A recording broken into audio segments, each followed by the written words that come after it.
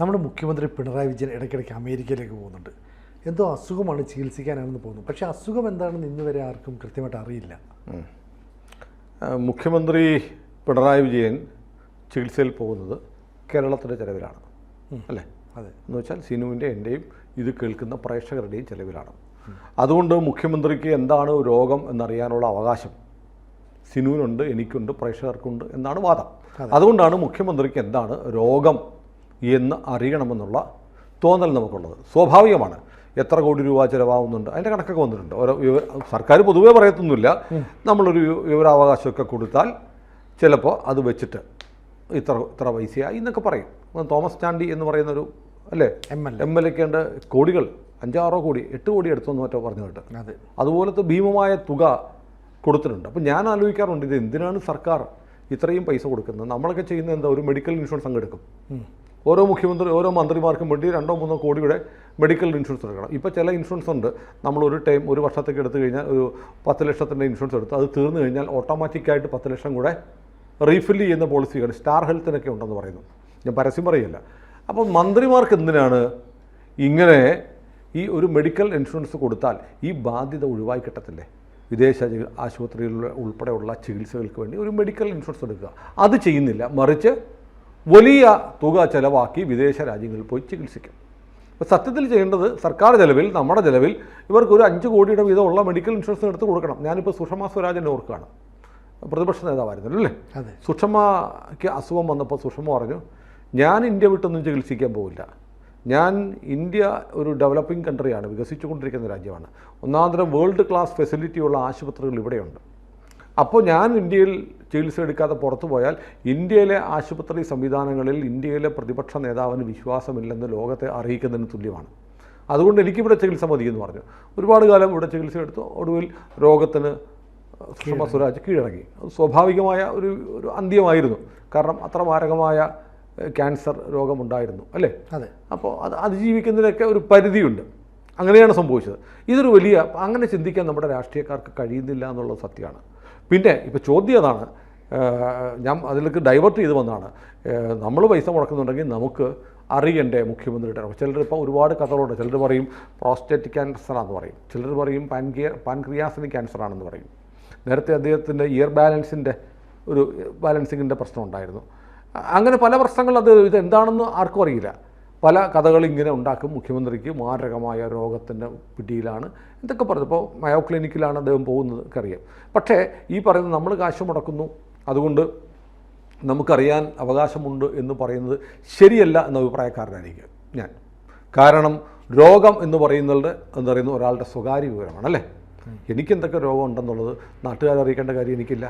അതുകൊണ്ടാണ് ആശുപത്രികളിൽ ഒരാളുടെ രോഗവിവരങ്ങൾ സ്വകാര്യമായി സൂക്ഷിക്കണം എന്ന് ഒരു പ്രൈവസിക്കുള്ള റൈറ്റ് ഉണ്ട് ഓരോ മനുഷ്യനും പ്രൈവസിക്ക്, സ്വകാര്യതയ്ക്കുള്ള അവകാശമുണ്ട്.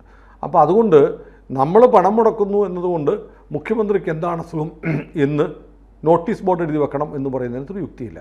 അപ്പോൾ മുഖ്യമന്ത്രിക്ക് അദ്ദേഹത്തിൻ്റെ അസുഖ വിവരങ്ങൾ സ്വകാര്യമായി വെക്കണമെന്ന് ആഗ്രഹമുണ്ടെങ്കിൽ സ്വകാര്യമായി വെക്കാനുള്ള നിയമപരമായുള്ള എല്ലാ അവകാശങ്ങളും പിണറായി വിജയനുണ്ട്. അത് നമ്മൾ മനസ്സിലാക്കണം.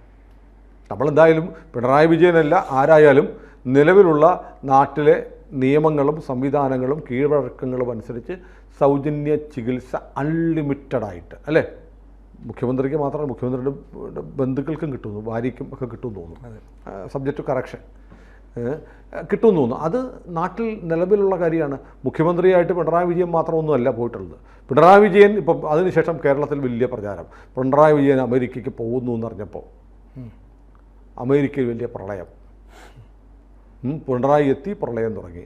അപ്പോൾ താരിഫ് വാറൊക്കെ വന്നിട്ട് ഇന്ത്യയെ ദ്രോഹിക്കുന്ന ട്രംപിനിട്ടൊരു പണി കൊടുക്കാൻ വേണ്ടിയിട്ട് പിണറായി വിജയനെ മോദി വിളിച്ചിട്ട് പറഞ്ഞു, പിണറായി നിങ്ങളൊന്ന് അമേരിക്കയ്ക്ക് പോയിട്ട് വരൂ എന്ന് പറഞ്ഞു. എന്തൊക്കെ പറഞ്ഞ് ട്രോളുണ്ട്. ഇത് മനുഷ്യൻ്റെ രോഗാവസ്ഥയെ കളിയാക്കുക, പ്രകൃതി ദുരന്തങ്ങളെ കളിയാക്കുക, അതിനെ രാഷ്ട്രീയമായി ട്രോളാൻ ഉപയോഗിക്കുക എന്നൊന്നും നല്ലൊരു കൾച്ചറാണെന്ന് കരുതുന്നില്ല. എനിക്കതിനോട് വ്യക്തിപരമായി വിയോജിപ്പുണ്ട്. പക്ഷേ പുതുതലമുറ എന്ത് കണ്ടാലും അതിനെ ട്രോളുക. ഇപ്പോൾ നമ്മുടെ തിരുവനന്തപുരത്ത് വന്ന വിമാനത്തെ എങ്ങനെയൊക്കെയാണ് ട്രോൾ ചെയ്യുന്നത്? അത് ന്യായമാണ്. ഞാൻ അതിനെ ട്രോളണമെന്ന് തന്നെ പറയുന്നത്. കാരണം നമ്മൾ ഈ സ്പേസ് രംഗത്തേക്ക് നമ്മൾ കടന്നപ്പോൾ ഈ പറയുന്ന വെള്ളക്കാരൻ ദ്വര ബ്രിട്ടീഷുകാരൻ അവൻ്റെ പത്രത്തിൽ പ്രസിദ്ധീകരിച്ച കാർട്ടൂൺ ഓർക്കുന്നുണ്ടോ? അതായത് വലിയ ഏമാന്മാരെല്ലാം AC മുറിക്കാത്തിരിക്കുമ്പോൾ നമ്മൾ ഒരു കന്നുകാലി പശുവിനെയും പിടിച്ചുകൊണ്ട് കയറിൽ പിടിച്ചുകൊണ്ട് കൃഷിക്കാരൻ വന്ന് നോക്ക് ചെയ്യുന്നു, വാതിലിൽ മുട്ടുന്നു എന്ന് പറഞ്ഞ് നമ്മൾ കളിയാക്കിയതാണ്. അതെ, ഇന്നും അവരവിടെ നിൽക്കുന്നു. അവൻ ബ്രിട്ടൻ ഒരു റോക്കറ്റിനൊക്കെ കാർഡ്ബോർഡ് കൊണ്ട് ഉണ്ടാക്കിയവൻ പരീക്ഷിക്കുന്നത്. നമ്മൾ ആദിത്യം വരെ പരീക്ഷിച്ചു കഴിഞ്ഞു. അപ്പം നമുക്ക് സ്വാഭാവികം അവൻ്റെ വലിയ ആനയാണെന്ന് പറഞ്ഞ് സാധനം അവിടെ ഒന്ന് പാട്ടക്കഷ്ണമായിട്ട് ഇവിടെ കിടക്കുമ്പോൾ നട്ടും ബോൾട്ടും ഒക്കെ അഴിച്ച് സ്ക്രൂ ഒക്കെ അഴിച്ച് കെട്ടിക്കൊണ്ട് പോകാൻ പോവാണ്. അപ്പോൾ നമ്മൾ ട്രോളും. അതുപോലെയല്ല ഒരാളുടെ രോഗാവസ്ഥയെ ട്രോളുക, ഒരു രാജ്യത്ത് പ്രകൃതി ദുരന്തം ഉണ്ടാകുമ്പോൾ ട്രോളുക, അതൊന്നും ശരിയല്ല. ശരിക്കും ഒരു ഭാരതീയ സംസ്കാരത്തിന് നിരക്കുന്നതല്ല ഇത്തരം കാര്യങ്ങൾ. ഇപ്പോൾ നമ്മൾ ഈ പറയുന്ന നമ്മുടെ പ്രേക്ഷകരിൽ ഒരു നല്ല ശതമാനം ഈ CPM വിരുദ്ധരായുള്ള പ്രേക്ഷകരുണ്ട്. പക്ഷെ അവരുടെ ആവേശവും രാഷ്ട്രീയവും ഒക്കെ നമുക്ക് മനസ്സിലായി. എന്നാൽ പോലും അത് നമ്മുടെ ഒരു കൾച്ചറിന് നിരക്കുന്നതാണോ? അവരങ്ങനെ ചെയ്യാറില്ല എന്ന് ചോദിച്ചാൽ അവരങ്ങനെ ചെയ്യുന്നത് പോലെ നമ്മളും ചെയ്താൽ നമ്മളും അവരും തമ്മിൽ എന്താണ് വ്യത്യാസം? ഇങ്ങനൊരു ചോദ്യമുണ്ട്. അപ്പോൾ പിണറായി വിജയന് അസുഖമുണ്ട്, അത് കാര്യമായ അസുഖമാണ്. നമ്മുടെ നാട്ടിലെ ചികിത്സ ഫലപ്രദമല്ല എന്നതുകൊണ്ടാണ് അദ്ദേഹം അത്തരത്തിലുള്ള മയോ ക്ലിനിക്കിൽ കിട്ടുന്ന പ്രത്യേക ഫെസിലിറ്റീസ് അവൈൽ ചെയ്യാൻ പോകുന്നത്. അതിൻ്റെ പേരിൽ അതൊരു വിവാദമാക്കുക എന്ന് പറയുന്നത് അത് നമ്മുടെ നാട്ടിലെ ആശുപത്രികളിൽ വിശ്വാസമില്ലാത്തത് കൊണ്ടാണോ എന്ന് ചോദിച്ചാൽ എനിക്കറിയില്ല. ഈ മയോ ക്ലിനിക്കിൽ കിട്ടുന്ന ഫെസിലിറ്റീസ് എന്താണ്, അവിടെ ഇന്ത്യയിൽ അത് ലഭ്യമല്ലേ എന്നുള്ള കാര്യം ടെക്നിക്കലി എനിക്കറിയില്ല. എന്നാൽ പോലും അദ്ദേഹം ചികിത്സയ്ക്ക് അവിടെ പോകുന്നു എന്നത് ഒരു മഹാപരാധമായി കാണേണ്ട കാര്യമില്ല. കാരണം പിണറായി വിജയൻ അല്ല ആദ്യമായി വിദേശ ചികിത്സ നേടുന്ന മുഖ്യമന്ത്രിയല്ല, കേരളത്തിലെ രാഷ്ട്രീയ നേതാക്കന്മാർ പലരും അവൈൽ ചെയ്തിട്ടുണ്ട്. EMSൻ്റെ കാലം എടുക്കുക. EMSൻ്റെ കാലത്ത് എവിടെയാണ് പോയിരുന്നത്? സോവിയറ്റ് യൂണിയനിലാണ്, USSRലാണ്. കമ്മ്യൂണിസ്റ്റ് ചികിത്സ മതി, അമേരിക്കൻ സാമ്രാജ്യത്തെ ചികിത്സ വേണ്ട എന്ന് വെച്ച് കമ്മ്യൂണിസ്റ്റ് രാജ്യമായ USSRലേക്ക് EMS പോയിട്ടുണ്ട്. അച്യുതമേനോൻ പോയിട്ടുണ്ട്.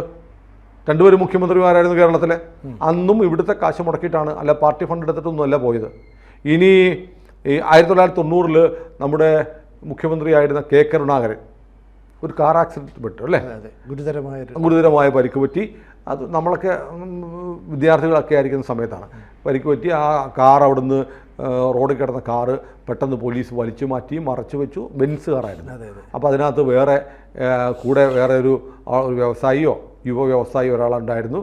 അങ്ങനെ ഒരു പേരും ഒക്കെ ആയിട്ട് ബന്ധപ്പെട്ട് വലിയ വിവാദങ്ങളൊക്കെ ഉണ്ടായിരുന്നു. അതിനകത്ത് വലിയ പെട്ടികളുണ്ടായിരുന്നു, പെട്ടി നിറയെ പണമായിരുന്നു, അതെടുത്ത് മാറ്റി എന്നൊക്കെ പറഞ്ഞ് അക്കാലത്ത് വലിയ രാഷ്ട്രീയ വിവാദങ്ങളുണ്ടായി.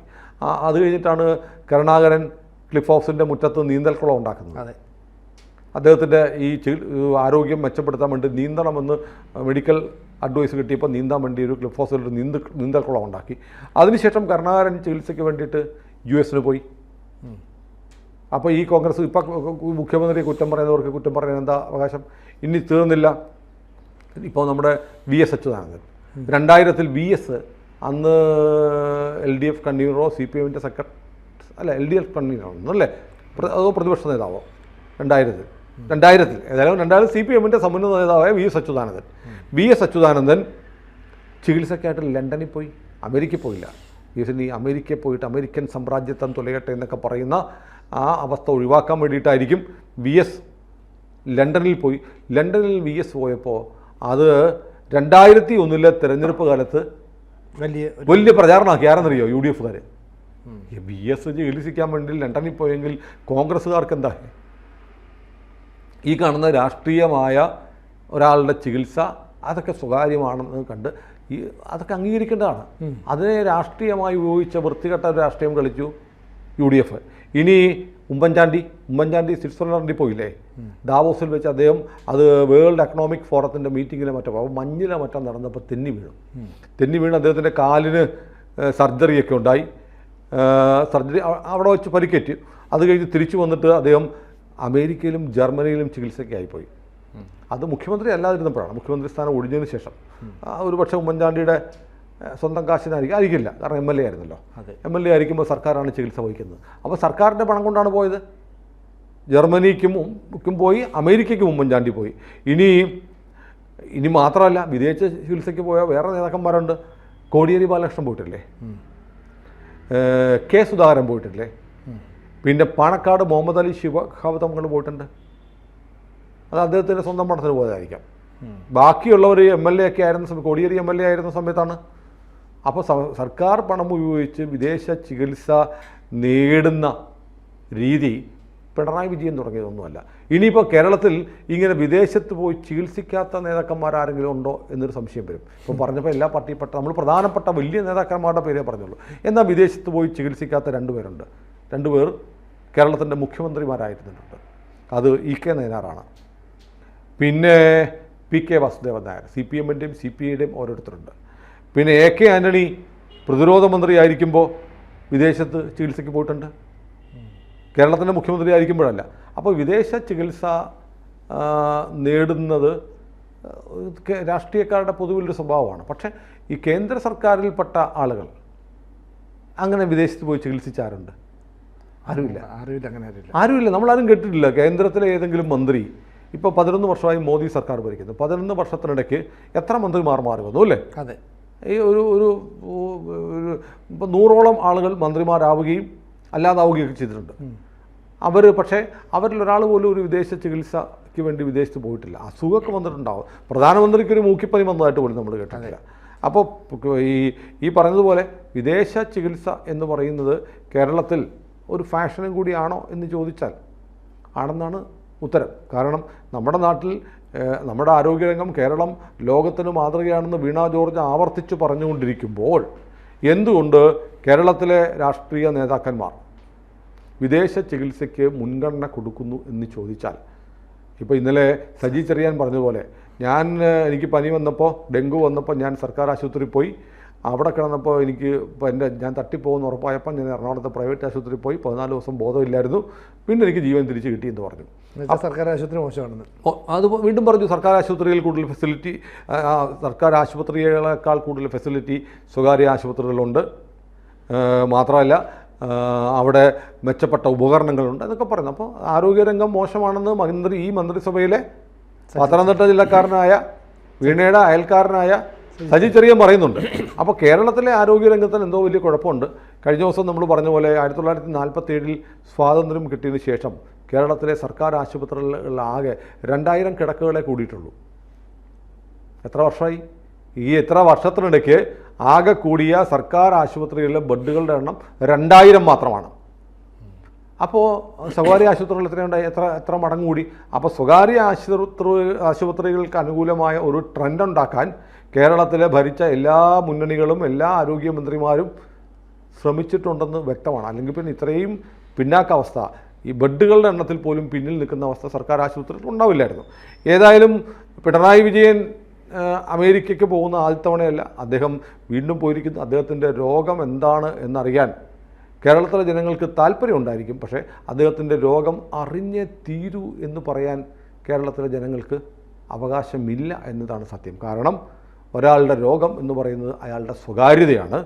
അത് സ്വകാര്യമായി വെക്കണമെന്ന് തീരുമാനിക്കാൻ, നിർദ്ദേശിക്കാൻ, ആശുപത്രികളോട് പറയാൻ, സ്വയം തീരുമാനമെടുക്കാനും ആ വ്യക്തിക്ക് അവകാശമുണ്ട്. അപ്പോൾ പിണറായി വിജയൻ്റെ രോഗം എന്താണെന്നുള്ളത് അറിയാനുള്ള ആഗ്രഹം അങ്ങനെ നിൽക്കട്ടെ. അത് പറയാതിരിക്കാനുള്ള അവകാശം പിണറായിക്കുണ്ടെന്ന് നമ്മൾ മനസ്സിലാക്കണം. എന്നിട്ട് വേണം നമ്മൾ പിണറായിയെ വിമർശിക്കാൻ. ഏതായാലും അദ്ദേഹം വളരെ പെട്ടെന്ന് സുഖം പ്രാപിച്ച് തിരിച്ചു വരട്ടെ. കൂടുതൽ വാർത്തകളും വിശേഷങ്ങളും നിങ്ങളിലേക്ക് എത്താൻ ABC മലയാളം സബ്സ്ക്രൈബ് ചെയ്യുക, ബെൽ ബട്ടണും അമർത്തുക.